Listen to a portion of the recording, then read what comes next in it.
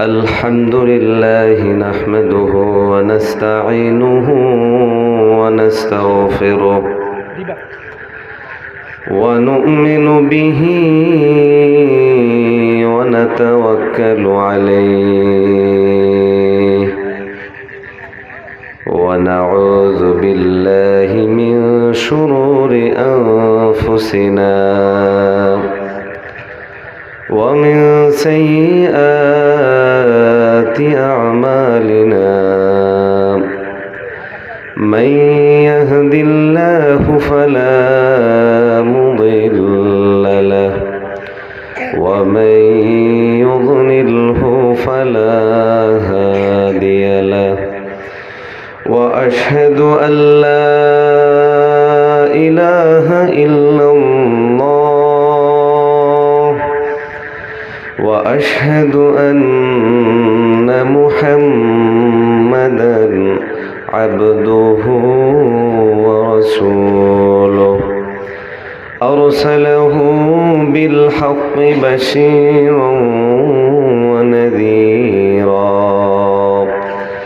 وداعيًا إلى الله بإذنه وسراجًا أما بعد فقد قال الله تبارك وتعالى أعوذ بالله من الشيطان الرجيم بسم الله الرحمن الرحيم قل هل يستوي الذين يعلمون والذين لا يعلمون وقد قال حبيبنا رفيقنا محبوبنا معشوقنا نبينا محمد صلى الله عليه وسلم إنما بعثت معلما أو كما قال عليه الصلاة والسلام صدق الله مولانا العظيم وصدق رسوله النبي الكريم ونحن على ذلك من الشاهدين والشاكرين والحمد لله رب العالمين নামাজের মধ্যে আমরা যে দরুদ শরীফ পড়ি নবীজির শানে মায়া মোহাব্বত নিয়ে সকলে একটু আওয়াজ করে দুরূদ ইব্রাহিমি পড়েন আল্লাহুম্মা সাল্লি আলা মুহাম্মাদিন ওয়া আলা আলি মুহাম্মাদ كما صليت على إبراهيم وعلى آل إبراهيم إنك حميد مجيد اللهم بارك على محمد وعلى آل محمد كما باركت على إبراهيم وعلى آل إبراهيم إنك حميد مجيد بلغ العلا بكماله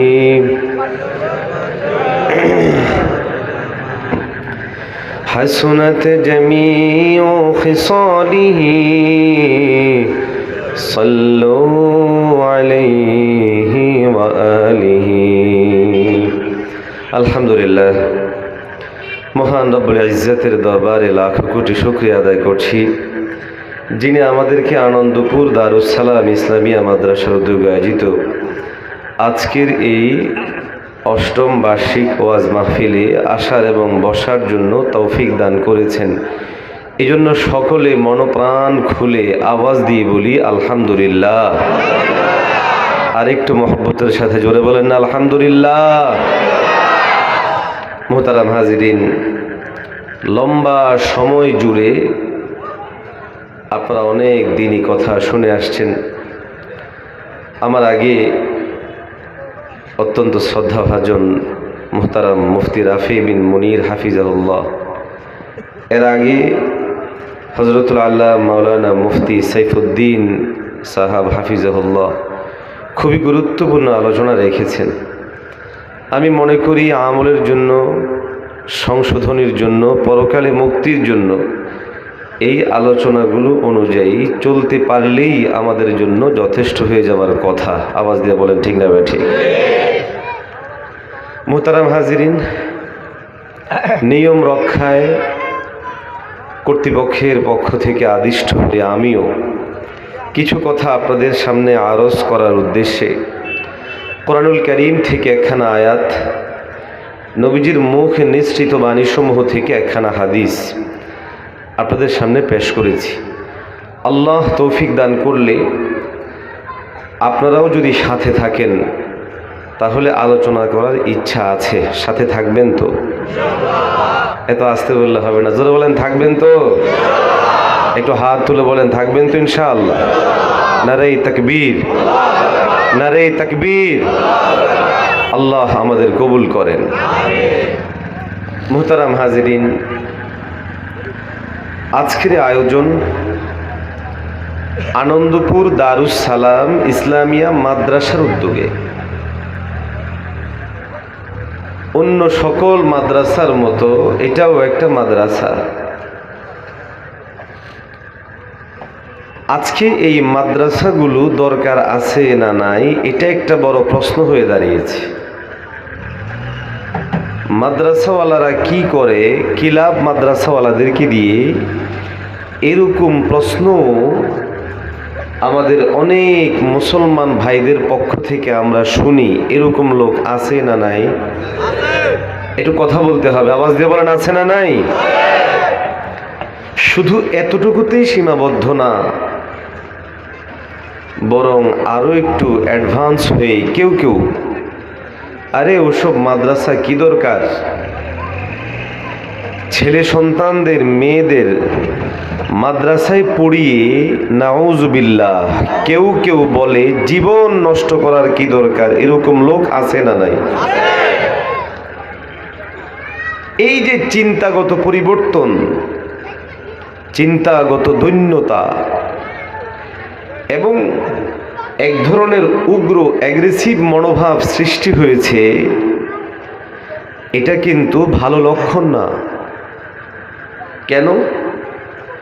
কারণ হচ্ছে যখন মানুষের মাঝে এই প্রশ্নটা ব্যাপক হবে, নিজের সন্তানকে যখন দ্বীনি শিক্ষায় না পড়ানোর ব্যাপারে সে উৎসাহী হবে, একটা পর্যায়ে সন্তানকে আলেম বানাবে না, কোরআনের পথে দিবে না, ফলে নিজেরাও ক্ষতিগ্রস্ত হবে, সন্তানেরাও ক্ষতিগ্রস্ত হবে। আওয়াজ দিয়ে বলেন ঠিক না ঠিক? মুহতারাম হাজিরিন, আল্লাহ রব্বুল ইজ্জত এই পৃথিবী ততক্ষণ পর্যন্ত অবশিষ্ট রাখবেন যতক্ষণ পর্যন্ত এই পৃথিবীতে, এই জমিনে আল্লাহ আল্লাহ বলনেওয়ালা মানুষ থাকবে। তাহলে যাদের জন্য এই পৃথিবী টিকে আছে তারা ইঞ্জিনিয়ার, ইঞ্জিনিয়ার, মাস্টার, বুদ্ধিজীবী।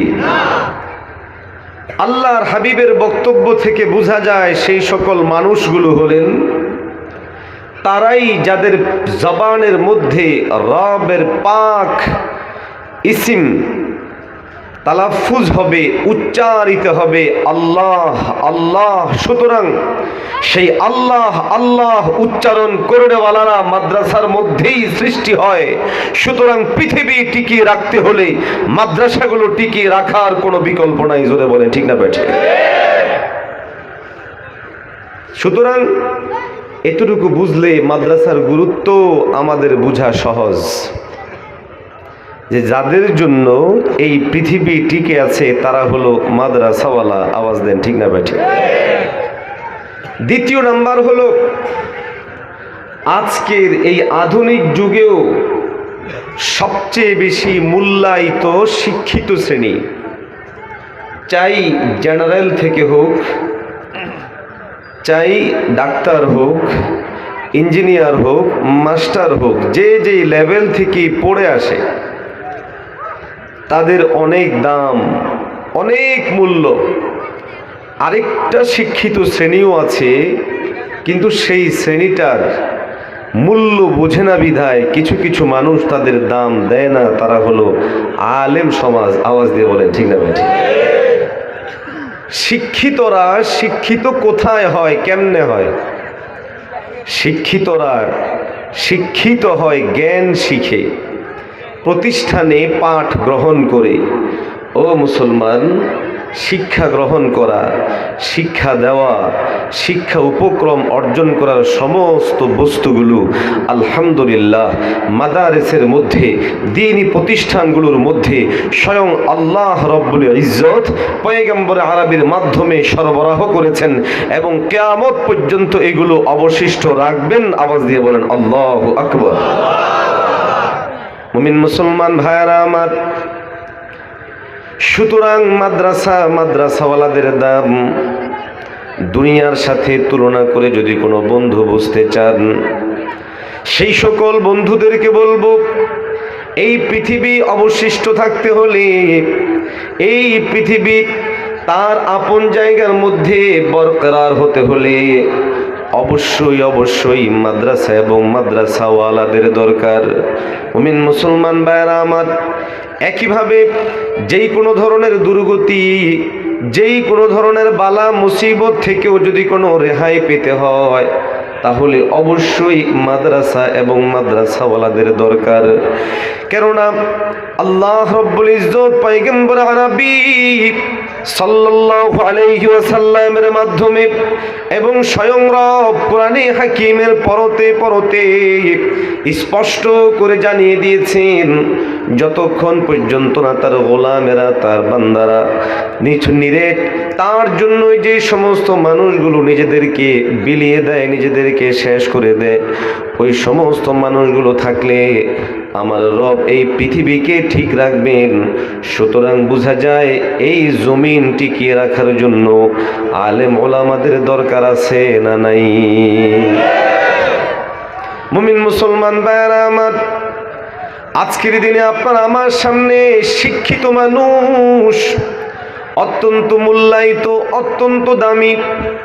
কেউ যদি তার মেয়ে বিয়ে দিতে যায়, তাহলে খোঁজে ছেলেটা শিক্ষিত কিনা, কতটুকু পড়াশোনা করেছে। যখন সংবাদ নিয়ে জানে মাত্র ক্লাস 5 পড়েছে, তার প্রতি তেমন আগ্রহ হয় না। যেই ছেলেটা হাই স্কুল লেভেল শেষ করলো, তার প্রতি আগ্রহী হয়। আওয়াজ দেন ঠিক নেই? এর চেয়েও যদি বেশি পড়াশোনা করেনেওয়ালা মানুষ পাওয়া যায়, যে কিনা অনার্স কমপ্লিট করেছে, মাস্টার্স কমপ্লিট করেছে, এর চেয়েও বেশি আগ্রহের জায়গা হলো ওই সমস্ত মানুষদের প্রতি যারা একেবারে পিএইচডি ডিগ্রি নিয়ে হোল্ডার হয়েছে। ও মুসলমান, আল্লাহ রব্বুল ইজ্জত অবশ্যই আমাদের স্রষ্টা, এতে কোনো সন্দেহ নাই। সুতরাং তিনি আমাদের মেজাজগুলো বোঝেন, তিনি আমাদের চাহিদাগুলো বোঝেন। এই জন্য আমার রব, আমার আল্লাহ নিজেই সর্বপ্রথম শিক্ষা দীক্ষা এবং শিক্ষকের মাধ্যমে ইসলাম ধর্মকে সূচনা করেছেন। শিক্ষা দিয়েছেন স্বয়ং আল্লাহ।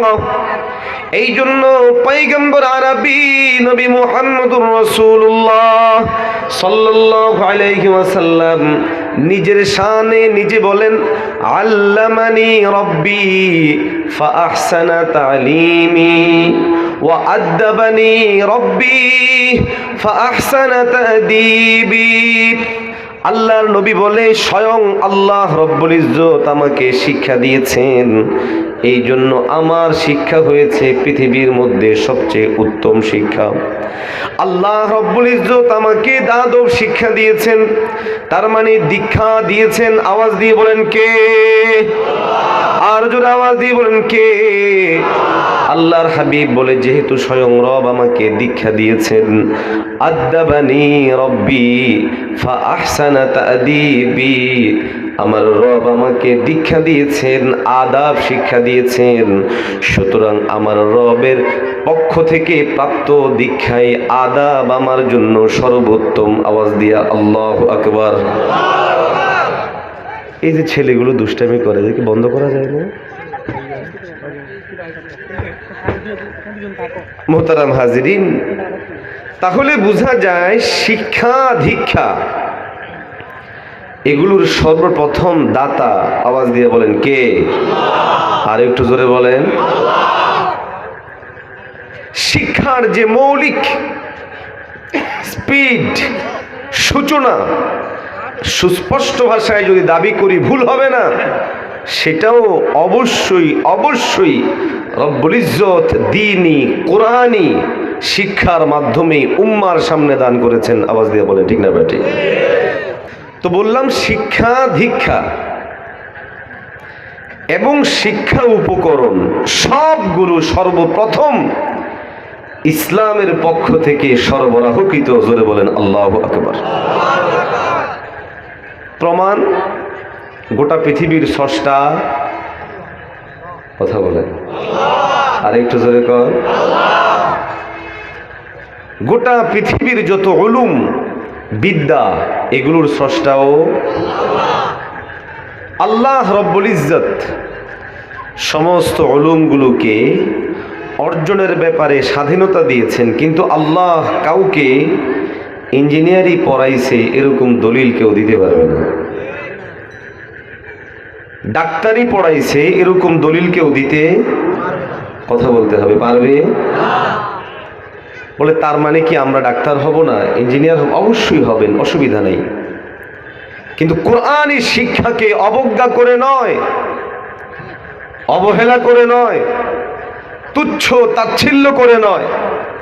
আজ এই মাদ্রাসা থেকে 3টা কলিজার টুকরা সন্তানের মাথায় পাগড়ি পরিয়ে দেওয়া হয়েছে। আপনাদের কাছে সন্তানগুলোকে কেমন লেগেছে? এতগুলো মানুষ, কোনো আওয়াজ নাই, কেমন লেগেছে? জোরে কর, আর একটু জোরে বলে। খুশি না বেজার? এই পাগড়ি সাধারণ কোনো পাগড়ি নয়, দাস্তারে ফাজিলা, সম্মানের পাগড়ি, সম্মাননার পাগড়ি। আজ দুনিয়ায় তারা সম্মানিত হয়েছে। এই সন্তানগুলো হৃদয়ে কোরআনুল কারীমকে মুহাফাজা করার মাধ্যমে নিজেও সম্মানিত, বাবা সম্মানিত, মা সম্মানিত, আত্মীয় স্বজনকে পর্যন্ত স্বয়ং আল্লাহ সম্মানিত করবেন। কিন্তু আফসোস হলো আজকে গোটা পৃথিবীর বেঈমানদের চোখে সবচেয়ে কম দামি, বেদামি, অবজ্ঞা, অবহেলার শিকার হলো দাড়িওয়ালা, টুপিওয়ালা এবং পাগড়িওয়ালারা। আরো আসতে কর। শুধুমাত্র অবজ্ঞা অবহেলা নয়, সময় সুযোগ পেলে বেঈমানেরা আমাদের ঘাড় মটকাতে, হাত ভাঙতে, পাগুলোকে নিঃশেষ করে দিতে, এমনকি সময়ে সময়ে মৌলবাদী বলে তুচ্ছ তাচ্ছিল্য করার মতো দুঃসাহস পর্যন্ত করে। রবের শপথ কেড়ে বলি, এই বেয়াদবি শুধুমাত্র এক দাড়িওয়ালা টুপিওয়ালার সাথে না, স্বয়ং নবীর সাথে এবং আল্লাহর সাথে হয়। আজকে যে ছেলেগুলোকে পাগড়ি পরানো হলো, আচমকা পাগড়ি পরিহিত কিছু শহীদদের চেহারা আমার চোখে হঠাৎ ফুটে উঠল। বিশেষ করে প্রথম বাবুটাকে যখন পাগড়িটা পড়াই, চোখের সামনে ফুটে উঠেছে আফগানিস্তানের সেই হাফেজে কোরআনদের চিত্র, যারা এরকম একটি মাহফিলে অংশগ্রহণ করেছিল, কোরআনুল কারীমের হেফজ শেষ করে মাথার মধ্যে পাগড়ি দিয়েছিল। সেখানের মধ্যে সাময়িক কোনো তৎপরতা ছিল না, যুদ্ধের কোনো বিষয় ছিল না, পারস্পরিক আক্রমণ পাল্টা আক্রমণের বিষয় ছিল না, সরকার বিরোধী মিছিল মিটিং ছিল না। নিছক হাফেজে কোরআনদেরকে সেই দিন উপর থেকে বোম মেরে আজকের গোটা পৃথিবীর সামনে যারা নিজেদেরকে মানবতার বিশাল বড় ঠিকাদার সাব্যস্ত করে, সেই আমেরিকার কুলাঙ্গারেরা উড়িয়ে দিয়েছিল, আজ পর্যন্ত গোটা পৃথিবীর কেউ এর জন্য বিচার চায়নি।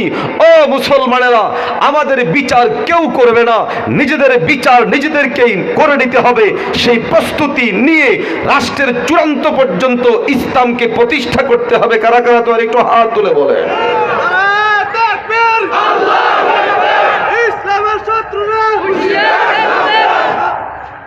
আল্লাহ আমাদেরকে সহিবুজ দান করে। আর একটু জোরে বলেন না আমিন। সুতরাং দ্বীনি শিক্ষা, মৌলিক দীক্ষা এবং উপকরণ এই সবগুলো কার দান? মুমিন মুসলমান ভাইয়ারা আমার, আল্লাহ রব্বুল আলামিন কোরআনে হাকিমের মধ্যে সুস্পষ্ট ভাষায় পয়গম্বর আরবিকে বলেন, ইকরা বিসমি রাব্বিকাল্লাযী খালাক। ইকরার মানে হলো পড়ো, পড়ুন। ইকরার মানে হলো পাঠ করুন। কে বলছে পড়ুন? জিবরিল আমিন হলো মাঝখানে, শুধুমাত্র আছে তা মাধ্যম। অন্যথায় কলিজা টুকরা নবী, বিশ্ব নবীরে স্বয়ং আল্লাহ রব্বুল ইজ্জতি ওই জায়গায়, আসল জায়গা থেকে পড়ায়া দিয়েছেন। এই জন্য সূরা কিয়ামার মধ্যে আল্লাহ রব্বুল ইজ্জত পরিষ্কার ভাবে নিজের দিকে নিসবত করে বলেছেন, যখন আমাদের নবী ওয়াহি আগমন করলে খুব বেশি বেশি করে ঠোঁট নাড়তেন। আল্লাহর নবী একটু তাড়াহুড়া করতেন, না জানি কোনো একটা ওয়াহির কোনো শব্দ ছুটে যায় কিনা, কোনো একটি বিধানের কোনো একটি অংশ আমার কাছ থেকে ছুটে যায় কিনা। উম্মার বিশাল বড় জিম্মাদারি আমার উপর, সুতরাং যেই কোনোভাবেই হোক এটাকে হেফজ করতে হবে, মুখস্থ করতে হবে।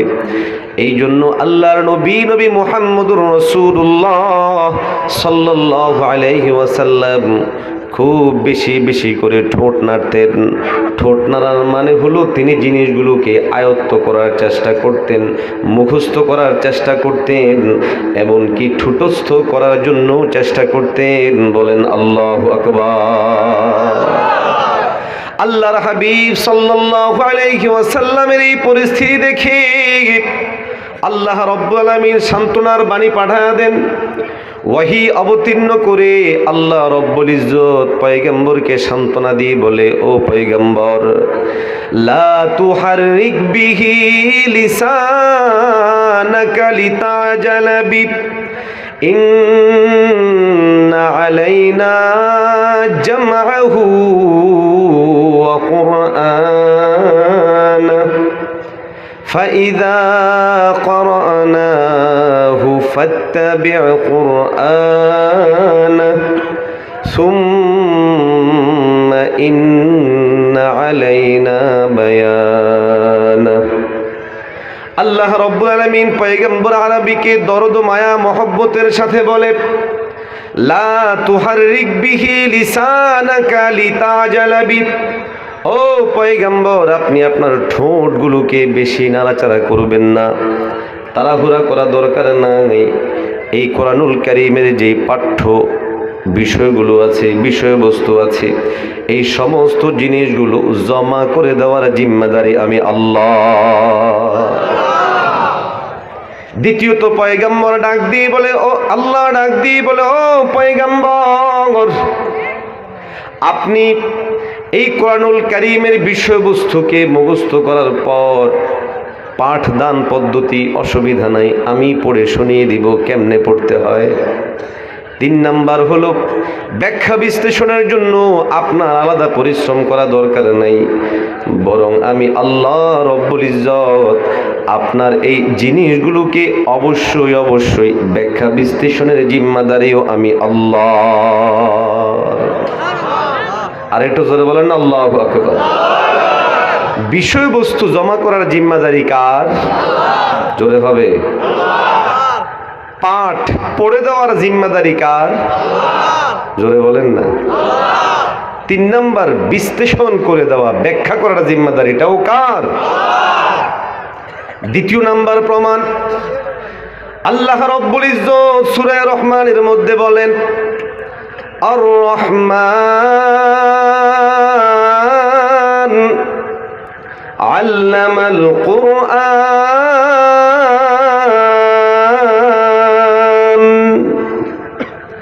আমার রব নিজের পরিচয় দিয়ে বলে আমি হচ্ছি রহমান। এরপরেই বলে রহমান কে জানোনি, ওনার কাজ কি? আল্লাহ নিজেই বলে আল্লামাল কুরআন। রহমান হলেন তিনি যিনি কোরআন শিখাইছে। সুতরাং বুঝা যায় কোরআনের মুআল্লিমে আউয়াল, প্রথম শিক্ষক যিনি, আওয়াজ দিয়া বলেন তিনি কে? তাহলে নবীজিকে পড়িয়েছেন। নবীর বক্তব্য থেকেও বুঝালাম আল্লামানি রব্বি ফাআহসানা তালিমি। আল্লাহর সুস্পষ্ট ঘোষণা সূরা কিয়ামায়, সূরা আর রহমানে, এবং ইকরা বিসমি রব্বিকাল্লাযী খালাক, এখানেও জিবরিলের মাধ্যম হলেও মৌলিকভাবে আসল মুআল্লিম হলেন আল্লাহ। সুতরাং কারণে সুস্পষ্ট ভাষায় বলি, ইংরেজ আমল থেকে কোরআনী শিক্ষার বিরুদ্ধে ষড়যন্ত্র চলছে। দু একটা নয়, হাজার হাজার কোরআনের কপিকে জ্বালিয়ে দেওয়া হয়েছে। দু একজন নয়, লক্ষ লক্ষ আলেমকে সেই দিন গাছের মধ্যে ফাঁসির রশিতে ঝুলিয়ে দাঁড় করিয়ে রাখা হয়েছে, ঝুলিয়ে রাখা হয়েছে। শুধু তাই না, হাজার হাজার আলেমকে একসাথে গ্রেফতার করে বিভিন্ন জায়গার মধ্যে দূরে সরিয়ে দেওয়া হয়েছে।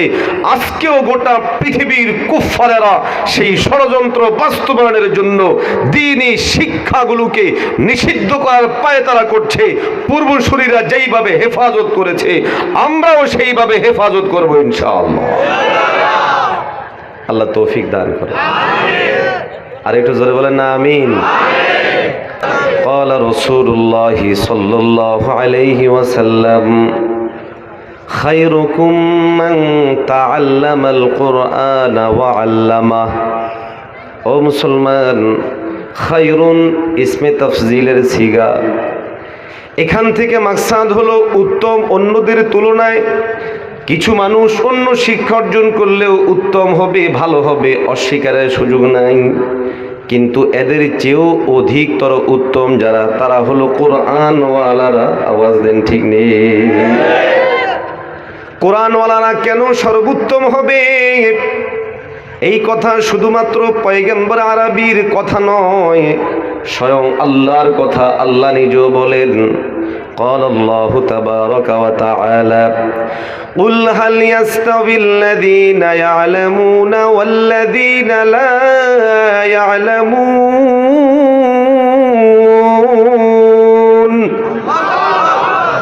আমার রব অত্যন্ত সুন্দর করে বলে, হে পয়গম্বর আপনি লোকদেরকে জানায় দেন, বলে দেন।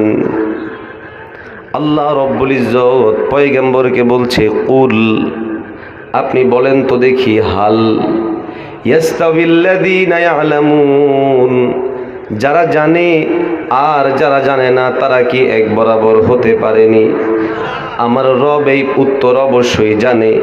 এরপরেও আল্লাহ পয়গম্বর আরবীকে প্রশ্ন করে উত্তর দিয়ে বুঝায় দিল, যারা কোরআনওয়ালা এদের বরাবর কেউ কোনো দিন হতে পারে না। জিনিসটা বোঝার জন্য একটা উদাহরণ দিব। যেই জিনিস শিখে শিক্ষাটা মূল্যায়ন হয়, এই শিক্ষার মাধ্যমে কি অর্জন করবে? একজন ব্যক্তি শিখতেছে কেমনে পায়খানা পরিষ্কার করা যায়, এটাও তো একটা শিক্ষা। কথা বলেন না কেন? মানুষ তাকে মূল্যায়ন করবে মেথরের পর্যায়ে, কিন্তু সে ময়লা পরিষ্কার করার শিক্ষায় শিক্ষিত। একজন লোক শিখতেছে কেমনে রিক্সা চালানো যায়, মানুষ তাকে মূল্যায়ন করবে রিক্সাওয়ালা হিসেবে। আরেকজন মানুষ শিখতেছে, সবগুলো কিন্তু শিখা, প্রাইভেট কার চালানো, মানুষ তাকে মূল্যায়ন করবে, দাম দিবে তার শিক্ষা অনুযায়ী। রিক্সাওয়ালাকে কেউ চাকর হিসাবে নেয় না, যে আমার রিক্সা তুমি টেনে দিবা, তোমার টাকা দিব। নেয়? কথা বলেন নেয়? আর যেই লোকটা ড্রাইভিং শিখলো সেই লোকটাকে অবশ্যই বড় ধরনের মোটা অঙ্কের টাকা দিয়ে বেতন দিয়ে নিয়ে যায়। আওয়াজ দিয়ে বলেন ঠিক না ভাই ঠিক? স্কুলে বিভিন্ন সাবজেক্ট আছে, এই সাবজেক্টগুলো সবগুলো একই মানের? কথা বলেন, একই মানের, একই দামের না। স্বাভাবিকভাবেই ছেলেরা চেষ্টা করে সায়েন্সে ভর্তি হওয়ার জন্য। কেন? এটার গুরুত্ব বেশি। আওয়াজ দেন ঠিক না ভাই ঠিক? কেন গুরুত্ব? সায়েন্স পড়লে পরবর্তী সময়ে এমন বিষয়গুলোকে গ্রহণ করা যায় যেই বিষয়গুলো গ্রহণ করলে পরে দুনিয়াবি বিবেচনায় অর্থনৈতিকভাবে মানুষ শক্তিশালী হয়ে ওঠে, অধিকতর বেতনে চাকরি করতে পারে, বড় বড় জায়গাগুলো তার জন্য উন্মুক্ত হয়ে যায়।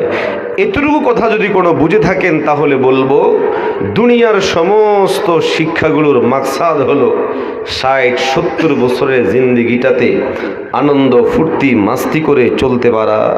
সুতরাং 60-70 বছরের এই মাস্তি করার জন্য অর্জিত শিক্ষা আপনার আমার কাছে দামি হবে, নাকি আখিরাতের অগণিত অসংখ্য লাখো কোটি বছরের যেই জিন্দেগি সেটার জন্য অর্জিত শিক্ষাটা আমাদের কাছে দামি হবে?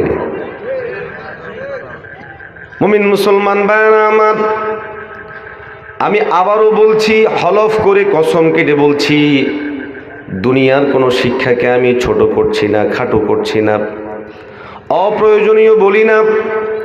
ডাক্তার আমাদের দরকার, ইঞ্জিনিয়ার আমাদের দরকার, অন্য অন্য জায়গায় যারা আছেন সবাই আমাদের দরকার।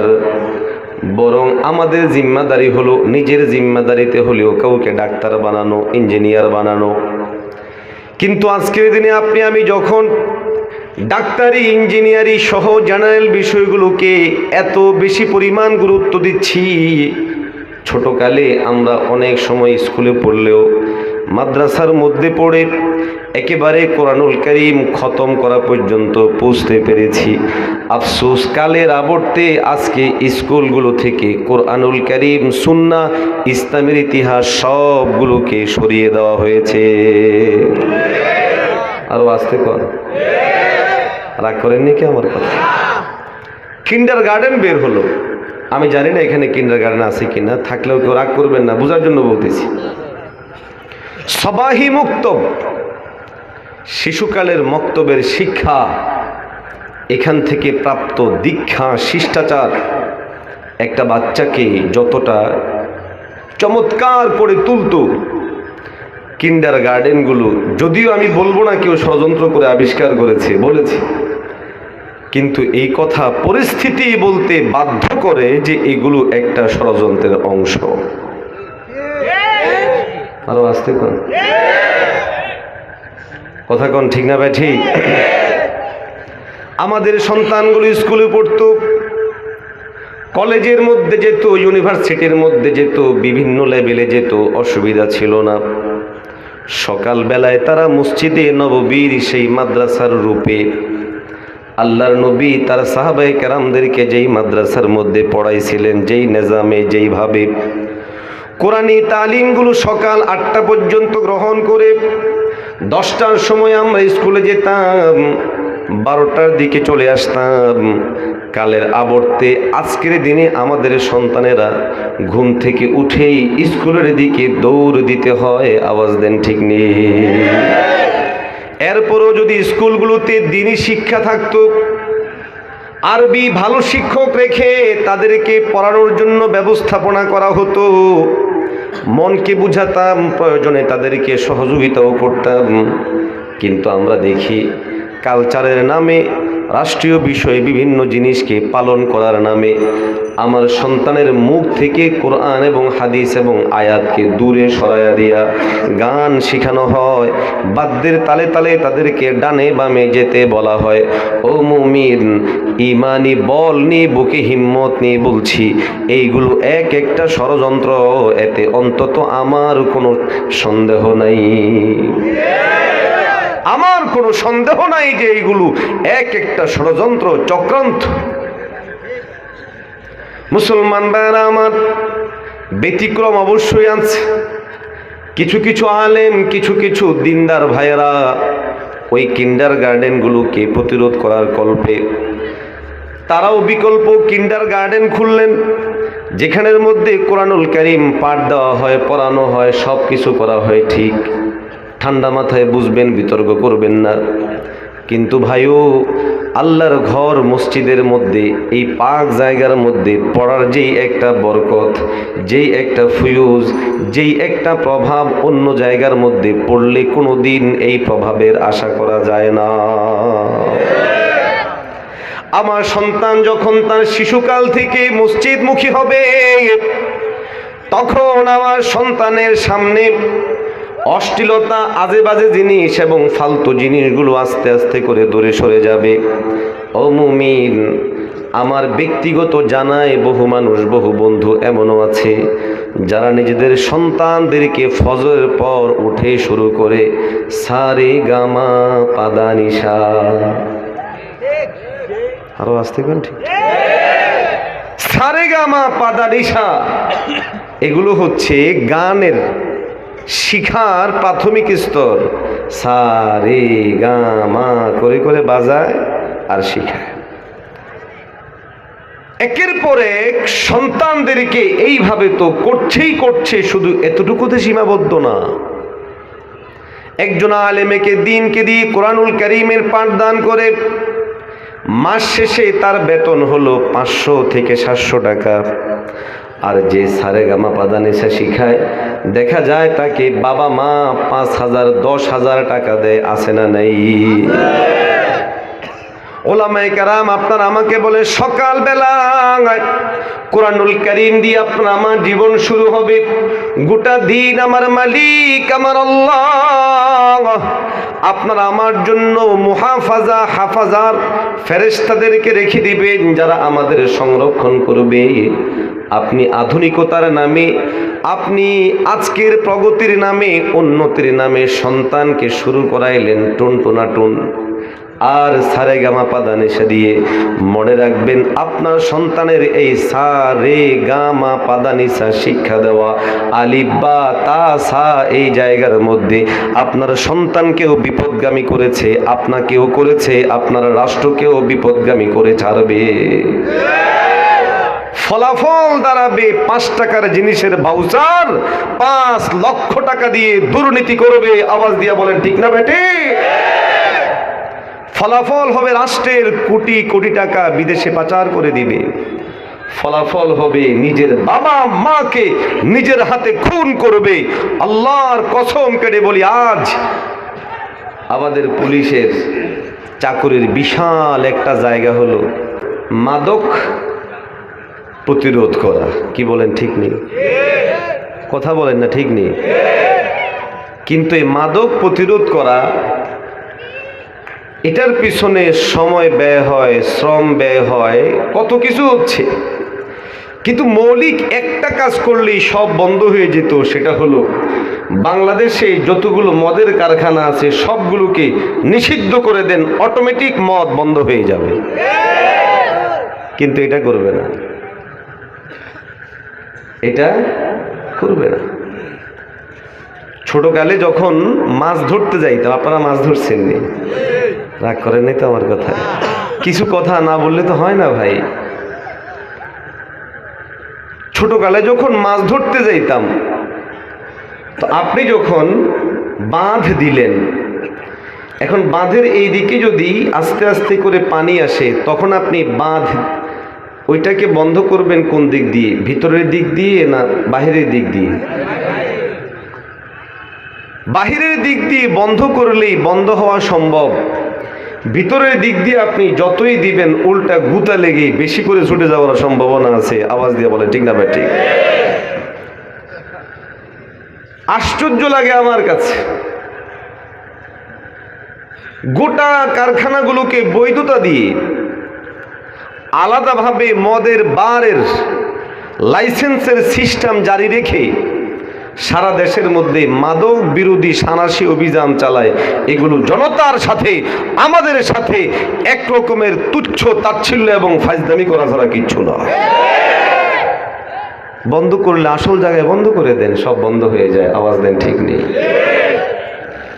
এখন এই কথাগুলো বললেই বলে আপনাদের কি কাজ, আপনারা কি করেন, আপনাদের কি জিম্মাদারি?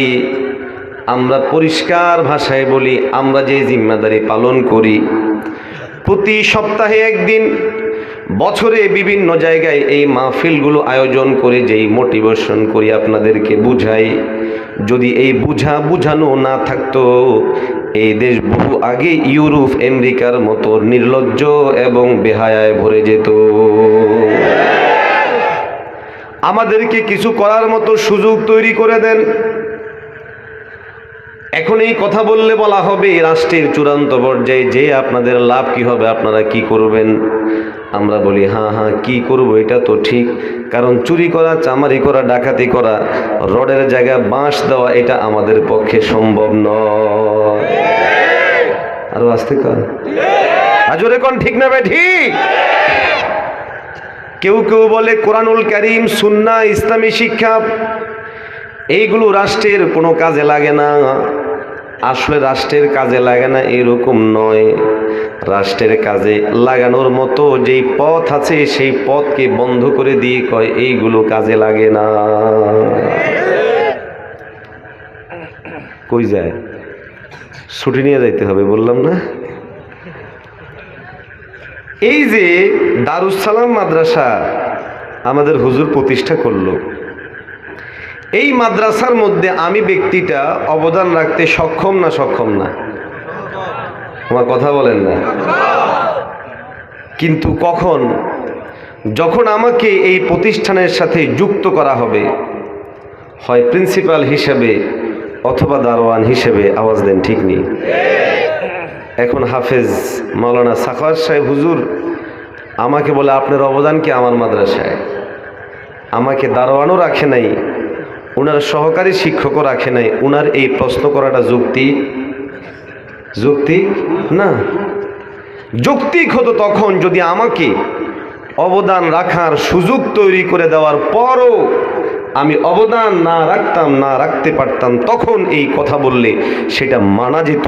আজ কোরআনুল কারীম, কোরআনওয়ালা, ইসলামওয়ালা, দিনওয়ালা, শরীয়তওয়ালাদেরকে দূরে সরিয়ে কৌশলে মৌলবাদী বানিয়ে, কৌশলে তাদের উপর অপবাদ দিয়ে যারা প্রশ্ন করে, তারা দুর্বিসন্ধিমূলক ষড়যন্ত্রকারী। জোরে বলেন ঠিক না বেটে? মুমিন মুসলমান ভাইরা আমার, বিষয়গুলো খুব ঠান্ডাভাবে বোঝা চাই।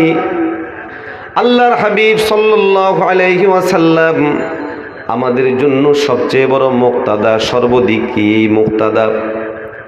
ব্যক্তিগত, পারিবারিক, সামাজিক এবং রাষ্ট্রীয় সব জায়গায় উনার দিক নির্দেশনা ছিল, আছে। কিন্তু উনার সেই দিক নির্দেশনাগুলো না মেনে, না পথ অবলম্বন করে যখনই মুসলমান ভিন্ন দিকে অগ্রসর হয়েছে, ওই সময় থেকে মুসিবত হয়ে দাঁড়িয়েছে। আওয়াজ দেন ঠিক নেই। আমি আপনাদেরকে বলেছিলাম কোরআনী শিক্ষার মূল্য বুঝতে হলে অবশ্যই আপনার আমার বুঝতে হবে, যেই কোনো শিক্ষার মূল্যায়ন হয় ওই শিক্ষার মাধ্যমে, অর্জিত ফলাফলের মাধ্যমে। ও মুসলমান, কোরআনী শিক্ষার মাধ্যমে যেই জিনিসটা অর্জিত হয় সেটা হলো আখিরাতের কামিয়াবি, কল্যাণ। সুতরাং যাদের হৃদয়ের মধ্যে আখিরাতের ভয় আছে, আল্লাহর ভয় আছে, পরকালের ভয় আছে, তারা কোনোদিন কোরআনী শিক্ষার বিরোধিতা করতে পারে না। মুমিন মুসলমান ভাইরা আমার, আপনার আমার খুব ঠান্ডা মাথায় একটা জিনিস বুঝে রাখতে হবে, এই দুনিয়ার জিন্দেগি আমাদের শেষ জিন্দেগি নয়, এই পৃথিবীটাই আমাদের শেষ নয়, বরং এই পৃথিবীটা হলো শুরু। পরকালের বিশাল বড় জগতের তুলনায় এই জগতের কোনো তুলনাই হতে পারে না। সুতরাং কোরআনী শিক্ষা আপনাকে শিক্ষা দেয়, হে যুবক, হে বুড়ো, হে শিশু, হে নারী, পরকালের প্রস্তুতি গ্রহণ করো, মানুষ হও, আল্লাহকে ভয় করতে শেখো, মানুষের হক আদায় করতে জানো। আল্লাহ রব্বি কারীমের ভয় অন্তরের মধ্যে তৈরি হয়ে গেলে সেই ব্যক্তি কোনোদিন খেয়ানত করবে না, চাই সেটা ব্যক্তিগত সম্পদ হোক কিংবা রাষ্ট্রের সম্পদ হোক। ছোট্ট একটা ঘটনা বলি। হাকিমুল উম্মাহ থানবী রহমতুল্লাহি আলাইহি একজন মুরিদ ছিলেন, খুব জেনারেল মানুষ। ওই জেনারেল শিক্ষিত মানুষটা একবার কোনো এক জায়গায় যাচ্ছিলেন, রেলগাড়ির মধ্যে উঠবেন, সাথে অনেকগুলো সামান রয়েছে, অনেকগুলো জিনিস আছে রেলের মধ্যে, বিমানের মধ্যে, এবং কি কোনো বাসেও নির্দিষ্ট পরিমাণে পণ্য ফ্রি নেওয়ার সুযোগ থাকে, কিন্তু এর চেয়ে বেশি হলে আলাদা টিকিট কাটতে হয়। এখনো আছে না নাই? আওয়াজ দিয়া বলেন, আছে না নাই? ও মুসলমান, হাকিমুল উম্মাহ থানবী রহমতুল্লাহি আলাইহির ওই মুরিদ এই যেই জায়গায় যাচ্ছিলেন, ওনার সাথে যেই জিনিসগুলো ছিল স্বাভাবিক পরিমাপ অনুযায়ী এইগুলো একটু বেশি ছিল, কিন্তু সময় স্বল্প হওয়ার কারণে তিনি তার নিজের টিকিট কাটতে পেরেছেন। জিনিসগুলোর জন্য আলাদা টিকিট কাটবেন এই সময় তিনি পাননি, কিন্তু অন্তরের মধ্যে তো ভয় আছে আল্লাহর। এই জন্য গাড়ির মধ্যে উঠে তিনি হায়রান হয়ে গেলেন। একবার এই টিটির কাছে ছুটে যায় আর বলে, ও টিটি ভাই, যে কোনো মূল্যেই হোক আমার এই জিনিসটার টিকিট কেটে দেন, আমাকে দায়মুক্ত করেন। টিটি বেড়া তো একবার মাথার দিকে তাকায়, একবার পায়ের দিকে তাকায়। কিরে, রেলগাড়ির মধ্যে যারা ওঠে সব চোর বাটপার, যে কোনোভাবে চুরি করে যেতে চায়। আওয়াজ দেন ঠিক নেই? ফেনী থেকে চট্টগ্রামে যাবে বা ঢাকা যাবে, টিকিট না কাইটা যে ওঠে, এরকম লোক আছে না নাই? কথা বলেন, আছে না নাই? বরং আমি যখন হাটহাজারী মাদ্রাসায় পড়ি 2005 সালে, তখনকার কথা মনে আছে। যেই লোকগুলো টিকিট কাটে না, এরা সিস্টেম করে, টিটি সাহেব যেই বগিতে যায় তাড়াতাড়ি করে ওই বগি থেকে আরেক বগির মধ্যে পালায়া যায়। আওয়াজ দিয়ে কোন ঠিক না ভাই? ঠিক ঠিক না? আরে কথা বলেন, ঠিক নেই? তো টিটি চিন্তা করলো সব লোক ওটা বাটপার ধরনের, চিটার ধরনের, যেই কোনো মূল্যেই হোক চেষ্টা করে কেমনিতে ধোকা দিয়ে বাঁচতে পারবে, ভাড়া না দিয়ে বাঁচতে পারবে। কি কথা বলেন না কেন? ঠিক না ভাই? ঠিক। এটা আবার কোন মানুষ নিজ উদ্যোগে আমার কাছে এসে বলতেছে, ভাই আমারে বাঁচান, যেই কোনো ভাবেই হোক আমার পণ্যগুলোর একটা টিকিট দিয়ে আমাকে দায় মুক্ত করেন। কারণ স্বাভাবিকভাবে মানুষের একটা সিস্টেম হলো এবং লোক মুখে প্রচারিত হলো, সরকার কা মাল দরিয়া মে ঢাল, সরকারি মাল দরিয়ার মধ্যে ঢালো, এরকম একটা ভাবনা, চেতনা এবং নমুনা মানুষের মধ্যে আছে না নাই? কথা বলেন না, আছে না নাই?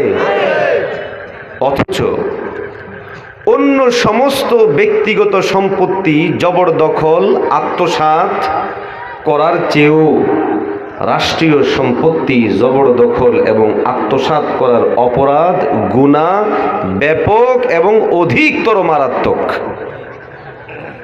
জিনিসটা বোঝার জন্য বলি, ব্যক্তিগত সম্পত্তির মধ্যে শুধুমাত্র সেই একক ব্যক্তি যুক্ত, ওই ব্যক্তি মাফ করে দিলে সঙ্গে সঙ্গে মাফ হয়ে গেল, শেষ। আওয়াজ দেন ঠিক নেই? কিন্তু এর বিপরীতে রাষ্ট্রীয় সম্পদ, এটার সাথে শুধুমাত্র আমাদের প্রধানমন্ত্রী তিনি একক মালিক, এই কথা বলার সুযোগ নাই। আমাদের যিনি স্বরাষ্ট্রমন্ত্রী তিনি এককভাবে মালিক, এই কথা বলারও সুযোগ নাই। যিনি প্রেসিডেন্ট তিনি এককভাবে মালিক, এই কথা বলারও সুযোগ নাই। বরং রাষ্ট্রের প্রতিটা ইঞ্চি ইঞ্চি মাটিতে এই দেশের যত জনগণ আছে সবাই শরিক। সুতরাং যে বা যারা রাষ্ট্রের সম্পদগুলোকে দুর্নীতি করে হোক, চুরি করে হোক, ভিন্ন কৌশলে করে হোক, ডানবাম করে হোক, যেই কোনোভাবেই তাসাররুফ করবে, খরচ করবে, তারা শুধুমাত্র একক ব্যক্তি নয়, বরং 16 কোটি জনগণের কাছে এর জবাবদিহিতা করতে হবে। কারণ এটা রাষ্ট্রীয় সম্পদ। রাষ্ট্রীয় সম্পদ মানে এই রাষ্ট্রের সাথে যুক্ত সমস্ত মানুষ সেটার মালিক। ওই আল্লাহওয়ালা হৃদয়ের মধ্যে এই ভীতি, এই ভয় এবং শঙ্কা ছিল। এই জন্য তিনি বড় অস্থির পেরেশান। তিনি টিটি সাহেবকে বললেন, আপনি আমাকে বাঁচিয়ে দিলেন, কিন্তু আমাকে পরের স্টেশনে ধরবে, কে বাঁচাবে? বলে আমি তাকেও বলে দিব এবং বলে দিব সে যেন পরের স্টেশনে বলে দেয়। বলে যে তারপরে কে? বলে ও এইভাবে বলে দিবে। তারপরে কে? ও এইভাবে বলে দিবে। আল্লাহওয়ালা সেই বয়োবৃদ্ধ মানুষটা, জেনারেল শিক্ষিত মানুষ, উনি বলেন, এইভাবে প্রশ্ন করতে করতে বলল, আমি যখন নেমে যাব এরপরেও তো আমার জবাবদিহিতা একটা জায়গা আছে, সেই জায়গা হলো কে? আবার মালিক আমার আল্লাহর কাছে কে আমাকে বাঁচায় দিবে? লাখো বা কোটি মানুষের সম্পদ, তাদের হক, তাদের দায়, তাদের আবদার, তাদের হুকুককে আমি কেমন করে আদায় করব? সেই জায়গা থেকে আমাকে কে বাঁচাবে? টিটিরে বোঝানো যায় না। আরেকজনের কাছে যান, সেও একইভাবে বলে, কারণ এরকম মানুষ তো সাধারণত খুঁজে পাওয়া যায় না। এই জন্য আল্লাহওয়ালা ওই মানুষটা যখন তিনি গাড়ি থেকে নামলেন, নেমে ওই কাউন্টারের মধ্যে যে আলাদা একটা টিকিট কেটে এই পরিমাণ টাকা জমা দিয়ে এরপরে তিনি শান্ত হলেন। আওয়াজ দিয়ে বলেন আল্লাহু আকবার। মুসলমান ভাইরা আমার, এই জিনিসগুলো একটা মানুষের হৃদয়ের মধ্যে কখন তৈরি হয়? যখন তার হৃদয়ের মধ্যে তাকওয়া তৈরি হয়, আত্মা পরিশুদ্ধ হয়, সংশোধনী হয়। আত্মা পরিশুদ্ধ এবং সংশোধনী হতে হলে কোরআন লাগবে, কোরআনওয়ালা লাগবে এবং কোরআনে শিক্ষায় শিক্ষিতরা লাগবে। আওয়াজ দিয়ে কোন ঠিক নেই? মুসলমান ভাইরা আমার, আল্লাহ ভীতি আসে ইলমে নববী, ইলমে দ্বীনের মাধ্যমে। এই জন্য কোনো মানুষ যদি কোনো আল্লাহওয়ালা হতে চায়, অবশ্যই সে কোরআনে উলুমকে পড়ে শিখে বুঝে মেনে এরপরে আল্লাহওয়ালা হতে পারবে। ও মুসলমান, রাষ্ট্রের চূড়ান্ত জায়গায় আলেমদের কি অবদান, কোরআনওয়ালাদের কি অবদান, কোরআনের কি অবদান? এই সমস্ত প্রশ্নগুলোর জবাব হলো, রাষ্ট্রের যতগুলো সমস্যা আছে সব সমস্যা সমাধানে কোরআনওয়ালারা সর্বাধিক অবদান রাখতে সক্ষম। আরো আসতে কর, ঠিক না বেঠি? ঠিক।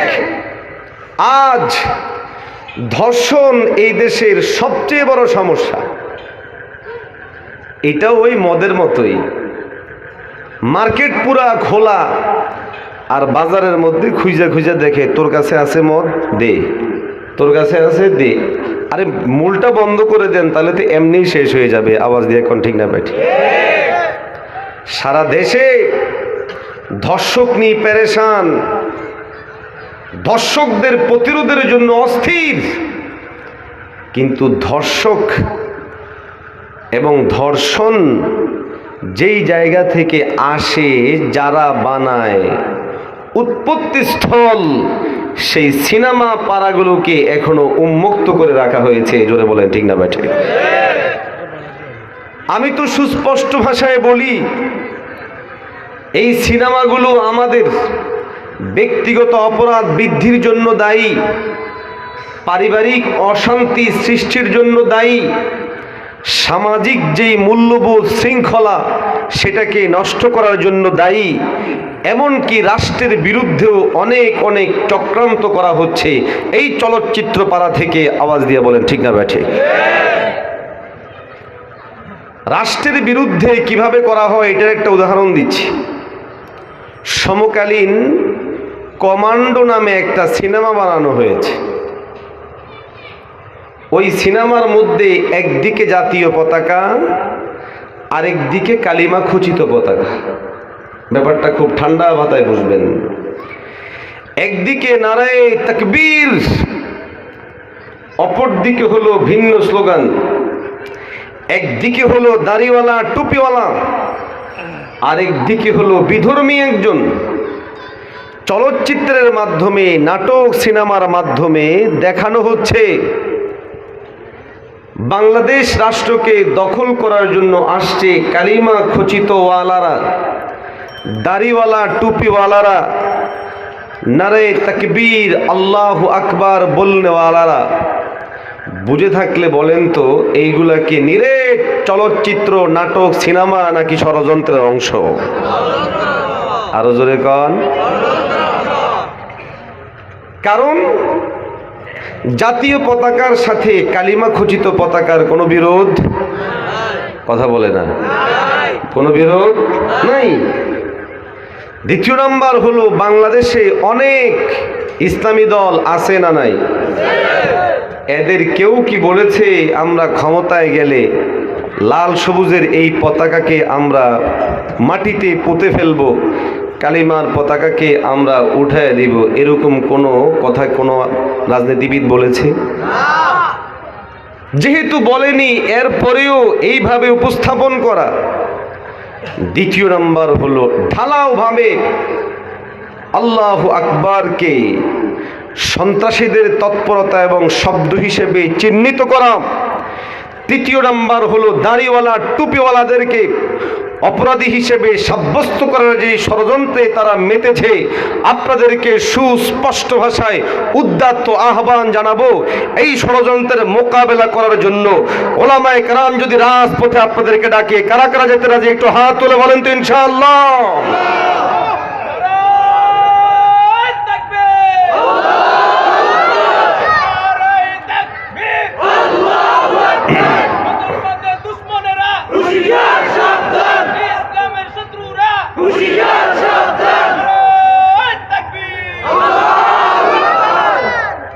তাহলে রাষ্ট্রের ব্যাপারে ষড়যন্ত্র চলচ্চিত্র পাড়া থেকে আসে না নাই?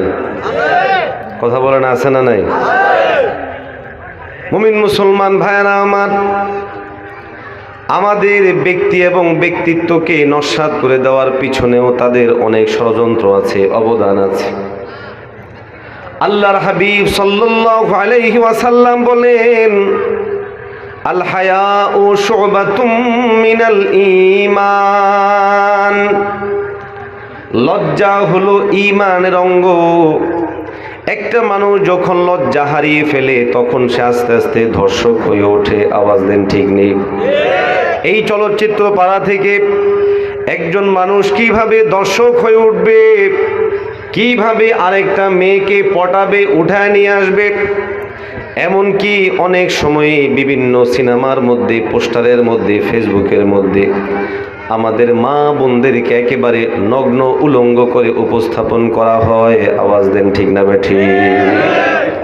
তাহলে বোঝা গেল ব্যক্তির ব্যক্তিত্ব নষ্ট করার পিছনে এই চলচ্চিত্র পাড়াগুলোর অবদান।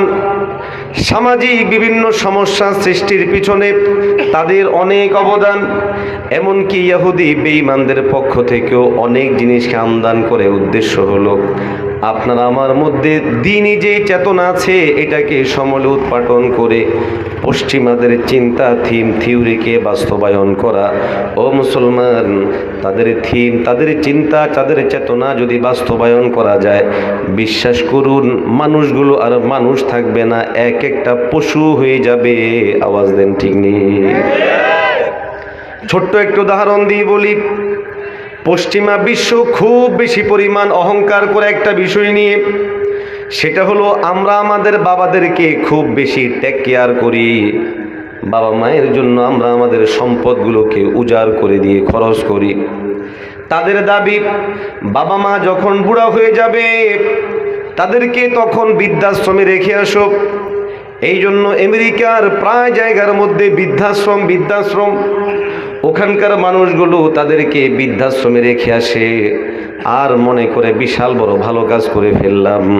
ও মুসলমান, মিডিয়াগুলো তাদের ওই সমস্ত অপকালচারকে এনে আমাদের সমাজের মধ্যে সাবমিট করছে, ঢুকায় দিচ্ছে আর বলতেছে এইগুলা হলো প্রগতিশীলতা, উন্নতি। আমি বলি এইগুলো উন্নতি নয়, প্রগতিশীলতা নয়, এইগুলো হলো বর্বরতা, অমানসিকতা, বেয়াদবি, চূড়ান্ত বেয়াদবি। বাবা যত বুড়া হয় আল্লাহ বলে দাম বাড়ে, মা যত বুড়া হয় আল্লাহ বলে দাম বাড়ে। আর কতিপয় এই কুলাঙ্গারেরা পশ্চিমা প্রগতিশীলতার নামে, উন্নতির নামে আমাদেরকে বুঝাতে চায়, আরে বাবা মাকে বৃদ্ধাশ্রমে রেখে আসো, এটা হলো তোমাদের জন্য প্রগতি, উন্নতি। মিথ্যা কথা, ভুয়া কথা। জোরে বলেন ঠিক না বেটে? মুসলমান ভাইরা আমার, ইসলামের শিক্ষা হলো, হে যুবক, যখন তুমি বৃদ্ধ হবে, তোমার বাবা মা আজকের দিনে বৃদ্ধ, তাদের জিনিস বুঝতে হলে নিজেকে বৃদ্ধের পর্যায়ে নিয়ে যাও। তখন তোমার মনের মধ্যে আসবে, আমার বাবা মাকে আমি বৃদ্ধাশ্রমে দিয়ে আসা তাদের জন্য কতটা কষ্টকর, কতটা দুঃখের। মুসলমান ভাইরা গো আমার, ইউটিউবের মধ্যে সার্চ দিয়ে দেখেন, বিভিন্ন টেলিভিশনের পক্ষ থেকে সাংবাদিকেরা বিভিন্ন বৃদ্ধাশ্রমে গিয়ে অনেক মা, অনেক বাবা হৃদয়ের আকুতিগুলোকে সংবাদের মধ্যে নিয়ে আসছেন ইনভেস্টিগেশন করে। এক মা চিৎকার করে কান্দে আর বলে, এতগুলো সন্তানের জননী আমি গর্ভে ধারণ করেছি, কলিজার টুকরা সন্তানগুলোকে সর্বশেষ চূড়ান্ত পর্যন্ত তাদেরকে পড়াশোনা করিয়েছি। জীবনে কোনোদিন ভাবি নাই আমাদের কলিজার টুকরা সন্তানেরা আমাদেরকে এইভাবে এই জায়গায় রেখে যাবে। মা চোখ দিয়ে পানি টপ টপ করে ছেড়ে দিয়ে বলে, যদি কোনো জানতাম আমার কলিজার টুকরা সন্তানেরা আমার সাথে এরকম আচরণ করবে, তাহলে কি আর এতগুলো সন্তান লালন পালন কিংবা গর্ভে ধারণ করতাম নি। একজন উচ্চ শিক্ষিত বাবা কান্নাকাটি করে আর বলে, আমি জাহাঙ্গীরনগর ইউনিভার্সিটির একজন টিচার, ও মুমিন, পাকিস্তানি একজন বয়োবৃদ্ধ মুরব্বী। ওই মুরব্বী রাস্তার মধ্যে বসে বসে কি কি জিনিস যেন বিক্রি করে। একজন সাংবাদিক মুরব্বীকে ডাক দিয়ে বলল, কি ব্যাপার, রাস্তায় কেন বসে আছেন? আপনার কি সন্তান নাই? সন্তানেরা কি আপনাকে লালন পালন করতে সক্ষম নয়? আপনি কেন এই বুড়া বয়সের মধ্যেও ব্যবসা বাণিজ্য করতে হবে? বয়োবৃদ্ধ মুরব্বী দুই চোখের পানি অজরে ছেড়ে দিয়ে বলে, বাবা, আমার অবশ্যই সন্তান আছে। আমার সন্তান হাজার হাজার টাকা দামের চাকরিও করে, বিশাল বড় ফ্ল্যাট নিয়ে থাকে, অনেক বড় গাড়ি সে দৌড়ায়। আমার কলিজার টুকরা সন্তানের কাছে সমস্ত জিনিসের দাম আছে। ওই ঘরের মধ্যে একমাত্র কেবলমাত্র আমি ছিলাম বেদামি, এই জন্য আমারে বের করে দিছে। সুতরাং এই নিয়ে আমার কোনো আফসোস নাই। আল্লাহু আকবার, জোরে বলেন না আল্লাহ। এর চেয়ে বড় অমানবিকতা, এর চেয়ে বড় বর্বরতার কি হতে পারে? কত বয়োবৃদ্ধ মুরব্বীদের সাথে সাক্ষাৎ হয়, মুরব্বী লড়তে পারেন না, চড়তে পারেন না, রিক্সার প্যাডেল ঘোরাবেন এরকম শক্তি পায়ের মধ্যে নাই। কুজা বয়োবৃদ্ধ মুরব্বী এত কিছুর পরেও রিক্সা চালায়, কখনো হাত দিয়ে টেনে নেয়, কখনো একটু চালায় হাঁপিয়ে ওঠে। ও মুমিন, আমরা তো অনেকেই আছি যারা বুড়া দেখলে রিক্সায় উঠি না। আওয়াজ দেন ঠিক নেই? বুড়া মানুষ দেখলে রিক্সায় উঠতে আমরা আগ্রহ হারিয়ে ফেলি, কিন্তু একটিবারের জন্য আপনি আমি ভাবি না কেন এই বয়োবৃদ্ধ মুরব্বীটা এসেছেন রিক্সা চালাতে, তার কাছ থেকে খবর নিয়ে দেখেন। হতে পারে আপনি জিজ্ঞাসা করার সঙ্গে সঙ্গে দুই চোখ দিয়ে পানি জর্জর করে পড়বে। বাবারে, আমার সন্তানও আছে, ছেলেও আছে, মেয়েও আছে, কিন্তু আজকের দিনে আমি বড় বেদামি হয়ে গেলাম আমার সন্তানদের কাছে। মুসলমান ভাইরা আমার, ইসলাম আপনারা আমারে শিখায় বাবা মার বয়স বেড়ে গেছে তাদের দাম কমে যাবে না, না, তাদের দাম আরো বেড়ে যাবে, আরো বেড়ে যাবে। আরে বয়স যত বাড়বে দাম তত বাড়বে। শরীর থেকে দুর্গন্ধ বের হয় তখন তাদের দাম আরো বেশি। আর যদি তারা একেবারে ময়লা পায়খানা করে ফেলে তোমার সিটের মধ্যে, বিছানার মধ্যে, খাটিয়ার মধ্যে, তখন তাদের মূল্য আরো বেশি বেড়ে যায়। তাদের প্রস্রাব পায়খানাগুলো পরিষ্কার করা, শুধু পরিষ্কার করা না, বরং আমার রবের পক্ষ থেকে জান্নাত ক্রয় করে নেওয়া। মুসলমান ভাইরা আমার, আমি একজন বাবা হারা সন্তান। আমার আব্বা জান রহমতুল্লাহি আলাইহির কথা মনে পড়ে যায়। আব্বা জান রহমতুল্লাহি আলাইহি মাঝে মধ্যেই বাবা মায়ের খেদমত সম্পর্কে বলতেন। আজকের দিনে আল্লাহ রব্বুল ইজ্জত স্বাবলম্বিতা দান করেছেন, কিন্তু চাইলেও তো বাবার জন্য কিছু করার মতো আমাদের সুযোগ নাই। আজকে মা বিশাল বড় নিয়ামত রয়েছে, অনেক সন্তানেরা বোঝে না, বাবা মায়ের খেদমতগুলোকে ভাগ ভাগ করে দিয়ে অথবা এই জনের মধ্যে ঠেলাঠেলি করে খেদমত করতে চায় না। না না বন্ধুরা, এই কাজ করা যাবে না। বাবা মা তাদের আপন জায়গার মধ্যে ঠিক, পারস্পরিক সম্মতিতে ভাগ বাটোয়ারা হলে তো ভিন্ন জিনিস, কিন্তু মনে রাখা চাই আমার বাবা আমার মা কিন্তু আমাদেরকে লালন পালনের ক্ষেত্রে ভাগ বাটোয়ারা করে নাই। এই জন্য বিজ্ঞ ওলামায়ে কেরামগণ বলেন, বাবা মা বয়োবৃদ্ধ হয়ে গেলে তাদের দাম কমে যায় না, বরং দাম বাড়তেই থাকে, বাড়ে। আল্লাহর হাবিব সাল্লাল্লাহু আলাইহি ওয়াসাল্লাম হাদিসে পাকের মধ্যে অত্যন্ত সুন্দর করে বলেন, বাবা মা এত বিশাল বড় নিয়ামত। আল্লাহ রব্বুল ইজ্জতের প্রিয় হাবিব বলেন, তারা উভয়জন হলেন জান্নাত কিংবা জাহান্নামের দরওয়াজা। যদি কোনো সন্তান বাবা মায়ের খেদমত করতে পারে, বাবা মা তখন তাদের জন্য হয়ে যাবে জান্নাতের দরওয়াজা। ওই লোকটা বাবা মায়ের খেদমত করে খুশি করতে পারলে রব্বুল ইজ্জত তাদেরকে জান্নাত দান করে দিবে। এর বিপরীত যদি কোনো হয়, বাবা মা অবজ্ঞা অবহেলা শিকার হয়ে যান, আল্লাহ না করেন যদি কোনো চলে আসে, ও মুরব্বী, আজকাল ইন্টারনেটের যুগ, কত ভিডিও সামনে আসে। কলিজার টুকরা সন্তান যাকে লালন পালন করে বাবা মা বড় করলেন, ওই বাবা মা বৃদ্ধ অবস্থায় পৌঁছালে সন্তান বাবা মায়ের উপর দেখা যায় যে হাত তুলে আসে না নাই। এই যে হাত তোলার প্রক্রিয়াগুলো একজন সন্তান করছে, এটা কোত্থেকে শিখলো, কেন করে? তার দিলে কি একটু কাঁপুনি ধরে না? বাবা মা বিশাল বড় জিনিস। আল্লাহ না করেন যদি কোনো হাত উত্তোলন করে বসে আল্লাহর কাছে কোনো বদদুয়া দেয়, মাঝখানে কোনো পর্দা নাই, ডাইরেক্টলি রব্বুল ইজ্জত কবুল করে নেয়। ও বন্ধু, হাত তোলারও প্রয়োজন হবে না। বেয়াদবির কারণে যদি দিল থেকে একটু শব্দ বের হয়ে যায়, তাহলে আপনার আমার ধ্বংস হওয়ার জন্য এই জিনিসটাই যথেষ্ট। আওয়াজ দেন ঠিক নেই? ইসলামের শিক্ষা হলো বাবা মায়ের সাথে বেয়াদবি করা যাবে না।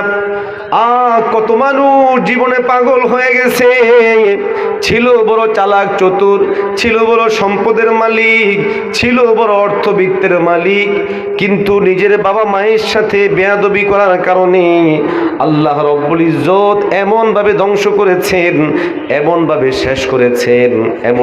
শেষ করেছেন যেই শেষ হওয়া থেকে আর কোনোদিন ফিরার সম্ভাবনা নাই। সুতরাং অন্তরের মধ্যে আমাদের ভয় তৈরি করা লাগবে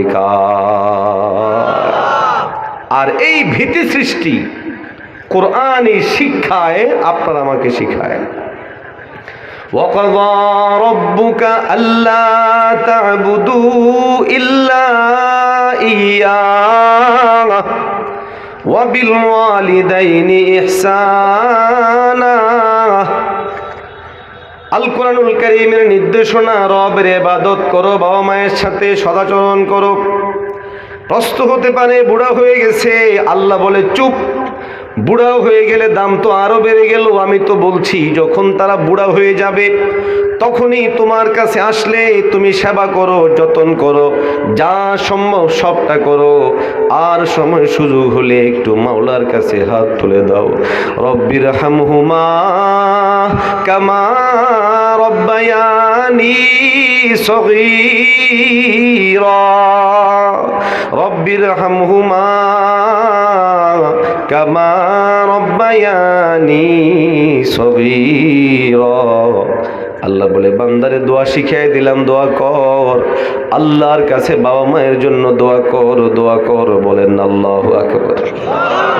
একটা বাস্তব ঘটনা বলি, বাবা মা তার সন্তানের জন্য কত কিছু করেন, আপনি আমিও করি, কিন্তু সন্তানকে দিন না শিখালে, ইলমে দ্বীনের জ্ঞান না শিখালে, পরকালের ভয় না ঢুকলে কি হয় এই জিনিস একটু শোনাবো।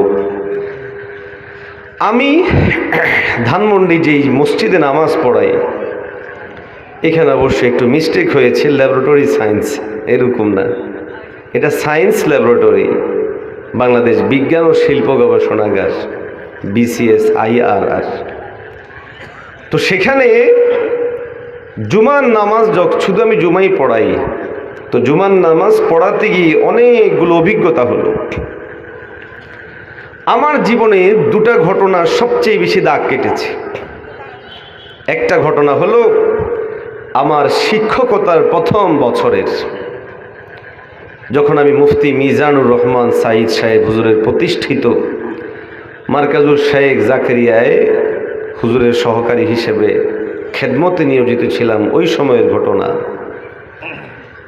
আরো বহু ঘটনায় হৃদয়ে রেখাপাত করেছে, কিন্তু এই দুইটা ঘটনা বোঝার জন্য, বলার জন্য বলছি। দ্বিতীয় নাম্বার ঘটনা হলো ধানমন্ডির এই মসজিদে আমার এক মুসল্লির ঘটনা।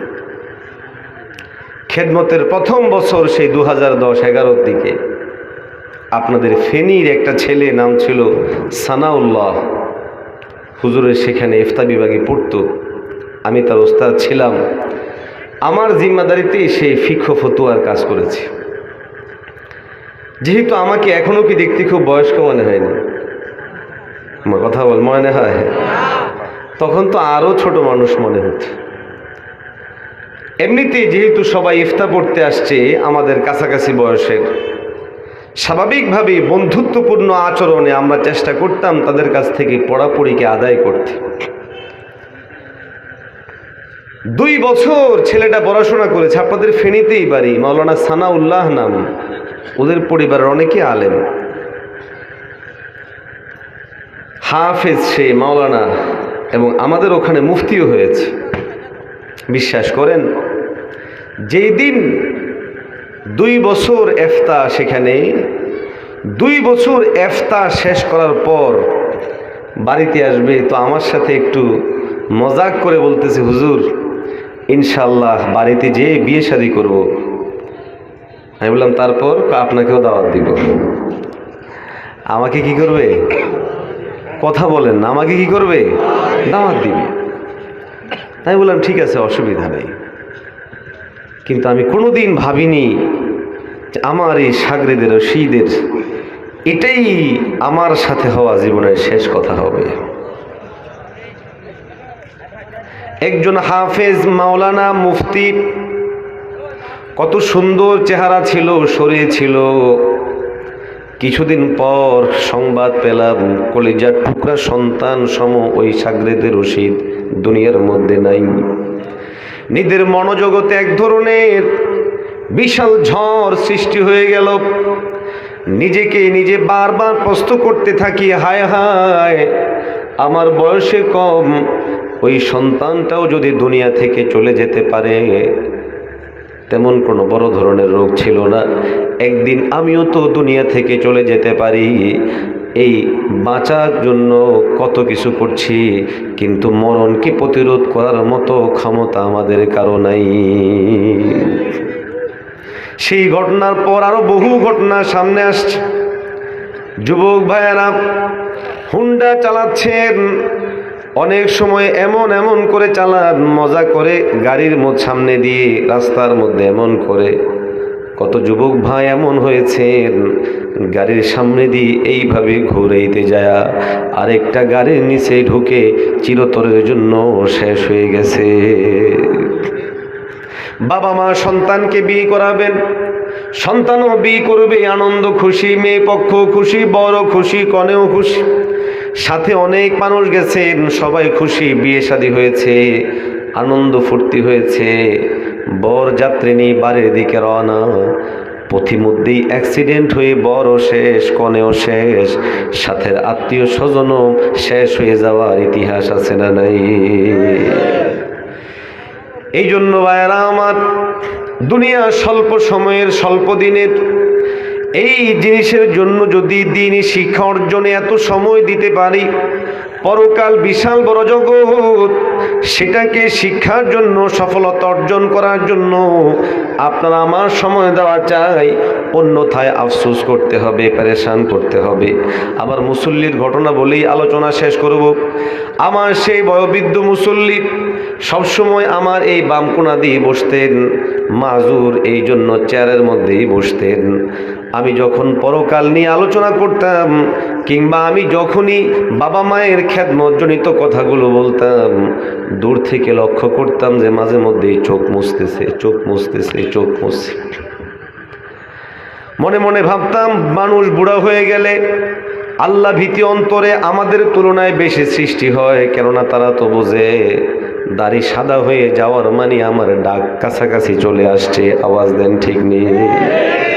এই জন্য মানুষ বুড়া হয়ে গেলে মসজিদমুখী বেশি হয়, আল্লাহওয়ালা হয়। এটা শুধু বুড়া হলেই হয় এরকম না, বরং যারা ভালো তারা বুড়া হলেও ভালো, আরো বেশি ভালো হয়। আওয়াজ দেন ঠিক নেই? আমি মনে মনে ভাবতাম, হয়তোবা আল্লাহ ভীতির কারণে এমন কান্নাকাটি করে, এবং প্রকৃত অর্থে লোকটার মনে আল্লাহ ভীতি ছিল, পাশাপাশি দুনিয়াবি তার বাহ্যিক এমন একটা ঘটনা ছিল যেই ঘটনাটা আমাকে পর্যন্ত নাড়া দিয়া দিছে। এক জুমার মধ্যে আমি এই ধরনের কোনো বিষয় নিয়ে আলোচনা করেছি, পরকাল কিংবা বাবা মায়ের খেদমত। ওই বয়োবৃদ্ধ মুরব্বী নামাজ শেষে চোখ মুছতে মুছতে আমার সামনে এসে হাজির। হুজুর, আপনার সাথে একটু দু চারটা কথা বলতে চাই, যদি অনুমতি দেন। যেহেতু স্বাভাবিকভাবে মুরব্বীরা কথা বলা আরম্ভ করলে শেষ হয় না, এটা আল্লাহর পক্ষ থেকে এক ধরনের মেজাজ। কারণ মানুষ বুড়া হয়ে গেছে কিন্তু কথা বলা এখনো শেষ হয় নাই। এই জন্য অনেক বলে বলে আল্লাহ তাআলা তাদের এই কথার যেই রিজিক শেষ করে দেয়। আমার এইদিকে মাহফিল চিন্তা করলাম, দ্রুত মাহফিলে যেতে হবে। এই জন্য আমি মুরব্বীকে একটু অ্যাভয়েড করে যাব। বৃদ্ধ মুরব্বী চোখের পানিগুলো ঝড় করে ছেড়ে দেন। আমার মনের মধ্যে একটা ভয় ঢুকে গেল, হাই রে, আমার তো বাবা নাই।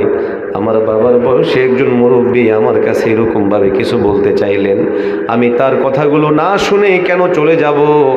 এই জন্য আমি আবার দাঁড়িয়ে মুরব্বীকে বললাম, মুরব্বী কি বলতে চান একটু আমাকে আপনি বলেন। মুরব্বী বলে, না না হুজুর, আমি যাই, আরেকদিন আপনাকে বলবো, আপনার ব্যস্ততা আছে। আমি বললাম, না না ও মুরব্বী, বলেন আপনি কি বলতে চাচ্ছিলেন, আমি আপনার কথা শুনেই যাব। আমি ওনাকে শ্রদ্ধা ভরে হাত ধরে বসাই। মুরব্বী বসতে চান না, জোর করে বসাই।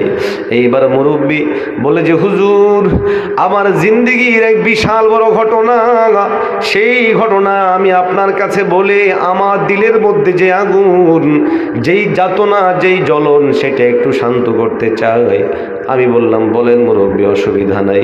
মুরব্বী বলে, হুজুর, আমি একজন জেনারেল শিক্ষিত মানুষ, আমার বাবা ছিলেন একজন জেনারেল মানুষ, আমাকে অত্যন্ত কষ্ট করে মেহনত করে তিনি পড়াশোনা করিয়েছেন, উচ্চ শিক্ষিত করেছেন। আল্লাহ রব্বুল ইজ্জতের রহমত ও বরকতে আমি সরকারি একটা উচ্চ চাকরিতে আমার চাকরি হয়ে যায়। দীর্ঘ সময় চাকরি করে সেখান থেকে রিটায়ার্ড হয়ে আমি বেশ কিছু টাকা পয়সা পাই। আত্মীয় স্বজনের পরামর্শক্রমে আমি সেই টাকাগুলো দিয়ে ব্যবসা বাণিজ্য আরম্ভ করি। মুরব্বী বলে, হুজুর, স্বর্ণের ব্যবসা শুরু করি। স্বর্ণের ব্যবসা করতে করতে আল্লাহ রব্বুল ইজ্জত আমাকে বিশাল বড় বারাকাত দান করেন।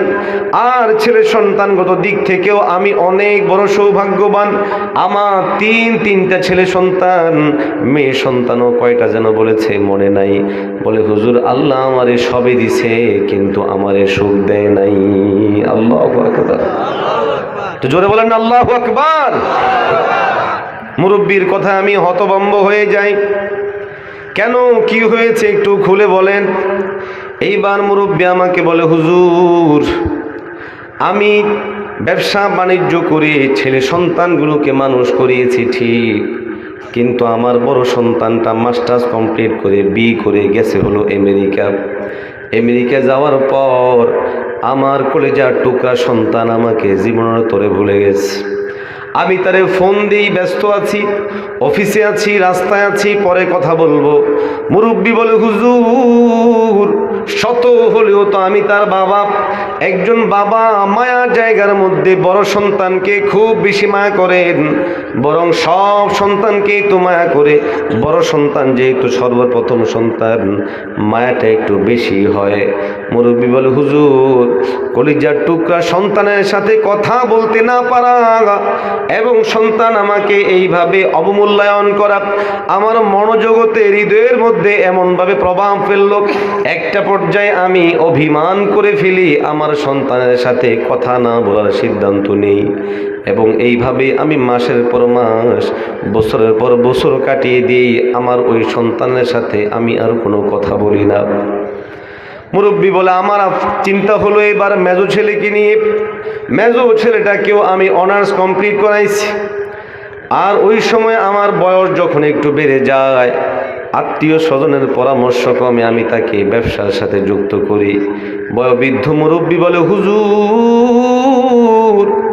আমার বড় ছেলের পর ছোট মেজো ছেলে ছিল আমার, নিজের সমস্ত দুঃখ বেদনাগুলো ভুলে থাকার জন্য সম্বল, কিন্তু আফসোস এই ছেলের সাথেও দিনের পর দিন আস্তে আস্তে আমার তিক্ততা বাড়তে থাকে। আমার সন্তান বছরের পর বছর মাথার গাম পায়ে ফেলে গড়ে তোলা ব্যবসা প্রতিষ্ঠানকে আস্তে আস্তে করে শেষ করে দিতে আরম্ভ করলো। 3টা দোকান মিলিয়ে প্রায় 10 কোটি টাকার উপরে সম্পদ। ধানমন্ডির মতো জায়গায় আমি বিশাল বড় একটা ফ্ল্যাট কিনেছি, প্রায় 2200 স্কোয়ার ফিট, যেটার দাম হবে 2.5 থেকে 3 কোটি টাকা বা এর চেয়েও বেশি হইতে পারে। মুরব্বী বলে, হুজুর আমার কলিজার টুকরা সন্তান বছরের পর বছর প্রতিনিয়ত আমাকে লাভের জায়গায় লস দেখাতে আরম্ভ করলো এবং আস্তে আস্তে আমি দেউলিয়ার মতো হয়ে যাওয়ার উপক্রম হলো। এখন আমি চিন্তা করলাম কি করব। অনেকে পরামর্শ দিল, বিয়ে করায়া দাও তাহলে ঠিক হয়ে যাবে, কিন্তু আফসোস আমি আমার সন্তানকে যখন বিয়ে করায়া দিলাম, আগে যতটুকু ভালো ছিল এখন আগের চেয়েও অনেক খারাপ হয়ে গেছে। এইবার বয়োবৃদ্ধ মুরব্বী আমাকে বলে, হুজুর আমি আমার কলিজার টুকরা সন্তানটাকে নিয়ে বড় পেরেশান। সে আমার ব্যবসা বাণিজ্য নষ্ট করেই শুধু ক্ষান্ত নয়, বরং আমার কিনা ফ্ল্যাটটাকে দখল করার লক্ষ্যে আমার প্রিয়তমা স্ত্রী সহধর্মিনী, যাকে সঙ্গে নিয়ে আমি আমার এত কিছু গড়ে তুললাম, আমার স্ত্রীকে আমার সন্তান মাঝে মধ্যে সে হুমকি দেয়, ঘর থেকে বের করে দিবে, এইরকম কথা বলে। স্ত্রী আমার আদর মায়া মহব্বতের সাথে আমার কাছে এসে বলে, স্বামী আমার আপনার জীবদ্দশায় দেখেও আমার সাথে এমন করতে আরম্ভ করেছে, আমার মরণের পর না জানি যে আমার সাথে কি আচরণ করে বসে, এই জন্য একটা কিছু করেন। মুরব্বী বলে, আমি কি করব? কিং কর্তব্য বিমোর সিদ্ধান্তহীনতায় ভুগছি। আত্মীয় স্বজন সবাইকে খবর দিলাম কি করব। সবাই বলে, এদেরকে নিয়ে বসো, একটা ফায়সালায় পৌঁছতে হবে, সিদ্ধান্তে পৌঁছতে হবে। আমিও চিন্তা করলাম সিদ্ধান্তে পৌঁছা দরকার, ফায়সালায় পৌঁছা দরকার। এখন আত্মীয় স্বজনের পক্ষ থেকে পরামর্শ দেওয়া হলো, বড়টারেও শোনাইতে হবে। মুরব্বী বলে, না না আমি শোনাবো না, ও আমার অন্তরে বড় ব্যথা দিছে, শোনাবো না। কিন্তু আত্মীয় স্বজন যখনই ওনাকে জোর জবরদস্তি করলো, তখন তিনি বড় ছেলেকে শোনানোর ব্যাপারে সিদ্ধান্ত গ্রহণ করলেন। মুরব্বী আমাকে ডাক দিয়ে বলে, হুজুর এরপরের ঘটনা বলার মতো আর আমার হিম্মত হয় না। আজকের দিনে আমি এতগুলো সম্পদের মালিক, আমার তো মনে হয় আমার সব সম্পত্তিগুলো আমার জন্য বড় আফসোসের কারণ, আমার সন্তানগুলো আমার জন্য আফসোসের কারণ। আমি বললাম, না না বলেন আপনি কি বলতে চান। মুরব্বী বলে, হুজুর আমি আমার কলিজার টুকরা বড় সন্তানটাকে যখন ফোন দিলাম, ফোন দিয়ে বললাম, ও বাবা এই ঘটনা আমার সাথে ঘটেছে, আমার মনের মধ্যে একটা আশা ছিল হয়তো আমার ছেলেটা আমারে সান্ত্বনার বাণী শোনাবে। মুরব্বী বলে, হুজুর বিশ্বাস করেন আমার কলিজার টুকরা সন্তান আমাকে সান্ত্বনার বাণী না শোনায়া বলতেছে, মেজো ভাই তোমাদেরকে এখনো জীবিত রাখছে, আমি হইলে তো তোমাদেরকে গুলি করে মেরে ফেলতাম। নাউজুবিল্লাহটা আরো আস্তে কর, আর একটু জোরে বলেন না নাউজুবিল্লাহ। তাহলে সম্পদ অর্জন করেছেন, সন্তানদেরকে উচ্চ শিক্ষিত করেছেন, কিন্তু দ্বীনের যেই নূর, যেই আলো দেয়নি, ফলাফল একজন বাবা তার অর্জিত সমস্ত সম্পদ এখন তার কাছে মনে হচ্ছে, হায় হায় যদি এই সন্তানগুলো আমাদের না হতো, যদি এই সম্পদ আমার না হতো তাহলেই আমার জন্য ভালো ছিল। মোহতারাম হাজরিন, সুতরাং আপনার আমার বোঝা চাই, আমার সিদ্ধান্ত নেওয়া চাই যে আমি কি করব। দুনিয়ার পিছনেই সব কাটিয়ে দিব, নাকি আখিরাতের প্রস্তুতিও নিব এবং নেওয়ার জন্য দ্বীনি ইলম শিখব। এই সিদ্ধান্ত নেওয়ার দরকার আছে না নাই? আর একটু কথা বলেন, আছে না নাই? আল্লাহ রসুলকে আমাদের সামনে মুআল্লিম হিসেবে পাঠিয়েছেন স্বয়ং আল্লাহ। তিনি শিখিয়ে গেছেন দুনিয়ার প্রতি বেনিয়াজি, আখিরাতকে প্রাপ্তির জন্য কত মেহনত করতে হয়, আখিরাতের জন্য কেমন করে পাগল হতে হয়। বলেন আল্লাহু আকবার। আল্লাহর হাবিব নামাজ পড়তে পড়তে পা ফুলে যেত, ইস্তিগফার করতে করতে ঠোঁট শুকায় যেত। আল্লাহর হাবিব নামাজ পড়তে পড়তে সময় শেষ হয়ে যেত, অথচ আল্লাহর হাবিব জান্নাতি এই ঘোষণা দিচ্ছেন স্বয়ং কে? আবু বকর রাদিয়াল্লাহু তাআলা আনহু জান্নাতি ঘোষণা হলো কার?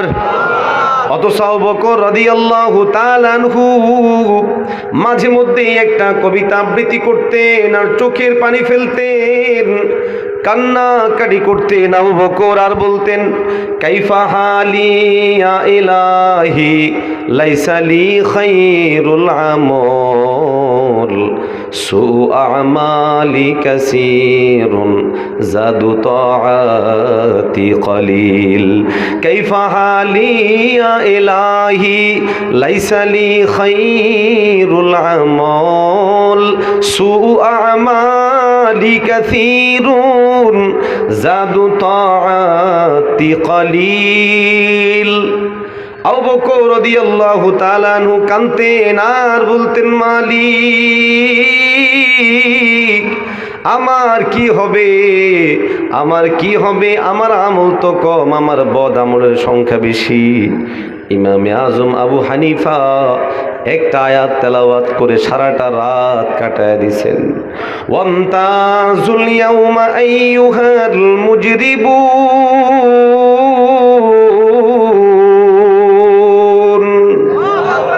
চোখের পানি ফেলে ইমামে আজম কাঁদতেন আর ভাবতেন মাওলা গো, ময়দানে মাশরে যখন আলাদা করে দিবেন, এ গুনাহগারেরা আলাদা হয়ে যাও, আলাদা হয়ে যাও, সেই দিন আমার হালত কি হবে, আমি কেমন করে বাঁচব? ও মুসলমান, জাহান্নামীদেরকে রব্বুল আলামিন অনেক ধরনের আযাব দিবেন, একটা আযাবের রূপ হলো আগুন। আল্লাহ রব্বুল ইজ্জত বলেন জাহান্নামীগণ আগুনের মধ্যে জ্বলতে জ্বলতে অঙ্গার হয়ে যাবে, কিন্তু সেখানে মওত নাই, এই জন্য তারা মরবে না, জ্বলতে জ্বলতে শেষ হয়ে যাবে। আমি এদের এই জ্বলাকে, কষ্টকে আরো বাড়িয়ে দেওয়ার জন্য জান্নাতীদের নেয়ামতকে সামনে এনে দেখাবো। তারা দেখবে জান্নাতীরা কত সুখে আছে। তখন তারা চিৎকার করে ডাক দিয়ে বলবে, ও ভাই, ও মা, ও আব্বু, ও ভাই, ও দুলা ভাই, ও আফু, এইভাবে ডেকে ডেকে বলবে, দেখো না আমরা জ্বলে যাচ্ছি, পুড়ে যাচ্ছি, শেষ হয়ে যাচ্ছি। হায় রে, আগুন নিবাইতে পানি লাগে, আমাদেরকে একটু পানি দাও না। আমরা যে কষ্টে আছি, কষ্ট থেকে বাঁচার জন্য তোমরা যে নেয়ামতের মধ্যে আছো, সেখান থেকে কিছু আমাদেরকে দাও না। আল্লাহ বলেন, ওয়ানাদা আসহাবুন নারি আসহাবাল জান্নাহ আন আফিদু আলাইনা মিনাল মা।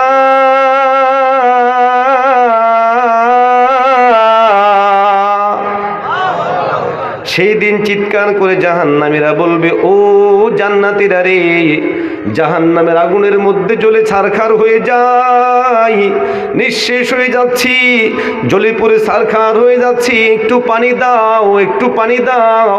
জাহান্নামীরা ডাক দিয়ে বলবে, আমাদের রব তোমাদের উপর এই জিনিসগুলোকে হারাম করে দিয়েছেন, শেষ করে দিয়েছেন।